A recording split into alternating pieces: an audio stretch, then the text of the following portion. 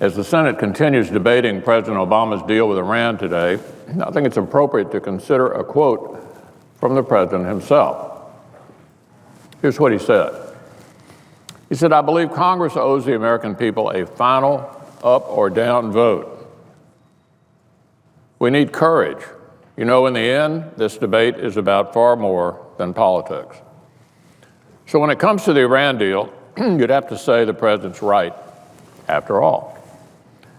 Do senators think it's right for the world's leading sponsor of terror to be able to maintain an American-recognized nuclear program? Do senators think it's right that this deal would effectively subsidize Hezbollah, Hamas, Bashar al-Assad by channeling literally billions of dollars to their benefactors in Tehran?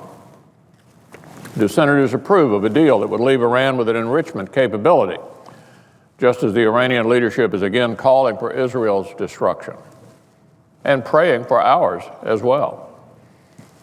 It's hard to see how senators could agree with these things.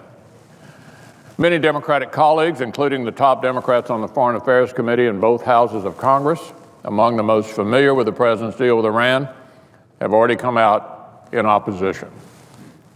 The strong bipartisan majority of the House of Representatives voted to reject the deal. A strong bipartisan majority of the Senate would vote to reject it as well, if only Democratic senators would stop blocking the American people from even having a final vote on one of the most consequential foreign policy issues of our time. Democratic senators will have a chance to vote on behalf of their constituents later today. Perhaps they'll consider the president's word I quoted earlier. It's from a 2010 speech about Obamacare. If the president was so insistent on courage and a final up or down vote back then on Obamacare, how could he justify blocking a vote now on an issue of such immense magnitude as the Iran deal? It's part of a larger retreat to campaigning instead of engaging on this important issue. Ad hominem attacks instead of serious debate. Campaign one-liners instead of intellectual arguments. Simply ignoring reality when it becomes inconvenient.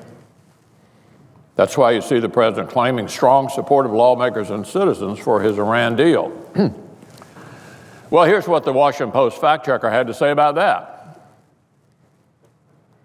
Any way you slice it, so the Post fact-checker said, it is difficult to support the claim that there is strong support for the Iran deal among lawmakers and citizens. This is clearly a case of winning ugly in the face of minority support among lawmakers and increasing opposition among American citizens. The White House certainly did better than many analysts expected, since enough Democrats supported the agreement to prevent a final Senate vote on the merits, and Obama avoided a veto fight, but that's different than saying he has strong support for the deal. That's the Washington Post fact-checker. So, Mr. President, if Democrats share the president's determination to win ugly on this important issue, then they have sufficient numbers to do that, apparently. But I would remind my colleagues of something. This debate should not be about a president who will leave office in 16 months. It should be about where our country will be in 16 years. Consider this advice from an editorial that appeared in Bloomberg last month. Tactics aside, it would be far better to win this fight fairly. The pact is not a treaty.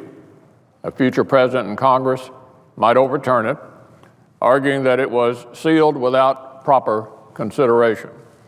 And history often looks with disgust at causes built on fear, especially if they go awry.